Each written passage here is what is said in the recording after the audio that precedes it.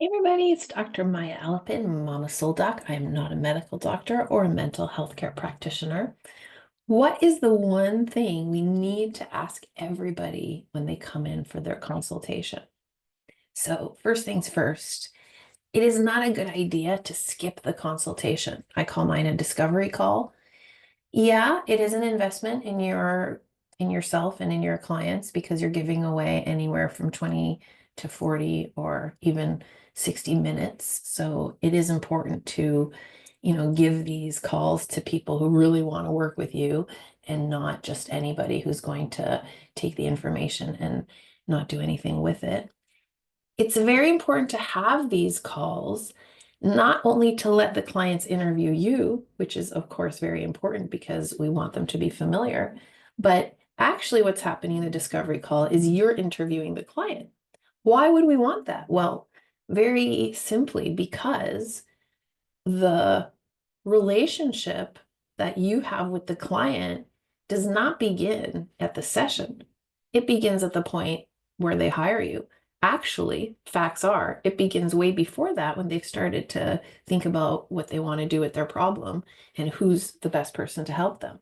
So it's a long-standing relationship that you develop, and it's super important that you be very transparent and authentic during that whole rapport building process because it has a lot of impact on what happens as soon as the session begins. Now, knowing that everybody needs a discovery call so that you can get to know your clients and really evaluate whether they're a good fit for you, and likewise that they can do the same thing reciprocally, they can evaluate you. Then, what kinds of questions are we going to be asking inside of that consultation? Well, obviously, you want to know what's the problem? Why is it a problem? Why have they chosen hypnosis as a solution? You might ask a little bit of history about it. Now, a lot of practitioners get hung up on that history piece, right? They start writing copious notes. Okay, so tell me all the people you've seen and all the things that have happened. I think that's very important, and my intake form covers that as well. But here's the key question. This is the one that really matters. What else have you done to get rid of this issue? Why is that so important? Is because the answer will tell you everything about the client's initiative and momentum towards solving the problem now. If they give you some answer like, oh, well, I tried X and Y and that sort of worked, and maybe if I tried it again, I could do it this time, that's not a good answer for you because fact is they're not going to buy a product if they really do believe in some part of themselves that they can do it alone. And by the way, there's nothing wrong with that either. If somebody thinks they can get it done, by all means, they should go do it.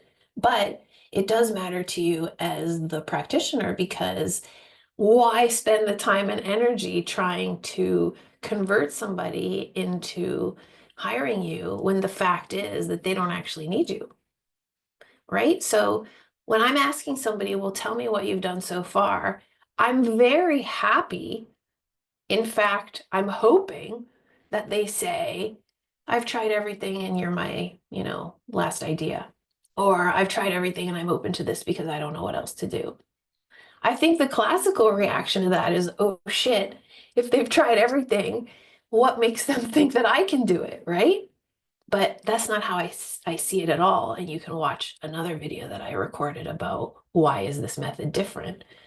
Because what I want is for them to come to me for a different approach. I like it when they've exhausted their conscious mind. I like it when they've exhausted methodologies because it tells them, hey, the solution does not lie in the practitioner's method because I tried that one, and that one, and none of those worked. So what does that tell the person? Oh, well, it's not going to work that way. It's going to work some other way. And by the way, you might be thinking, well, they might give up at that point, but they're not because they're still pursuing a solution. So this is the kind of client that I'm very happy to have because not only are they an optimist, are they a person who's still seeking solutions because they know that they don't need to be doomed to their problems, But also, they have a kind of resignation that they need to go to a part of themselves that they actually have not been able to do through various methods. And that's exactly what I do in my clinic, is I go a different way. Like, there's one thing I do in here is not what everyone else does. And that's for better or for worse, right? Like it creates some problems as well because, there's a lot of resistance in the world against the person who's thinking all the way over here. But in terms of the discovery call is very helpful for me when the client says, yeah, I've tried everything. I've been smoking forever. I've already done the gum and the exercise and the this and the that, and it didn't work. Because what is that telling me is that they are truly open and ready for a new entry point. And that's what the conversational method is all about. It's a new entry point. It's a new point of investigation and contact that circumvents and actually cancels the whole idea that we need to apply a rigid methodology because they're sitting in front of you telling you that didn't fucking work already. I tried the methodologies and it did not work. So then I know that they're ready to hear me say, well, good, because I don't use those. So that's the main question, the $1,000,000 question on the initial call with somebody is, so tell me, what have you done so far? And what are you looking for out of this? What have you already tried? Because no matter what they say to that, I'm going to get information about my position inside of their journey, meaning whether they need me right now or not.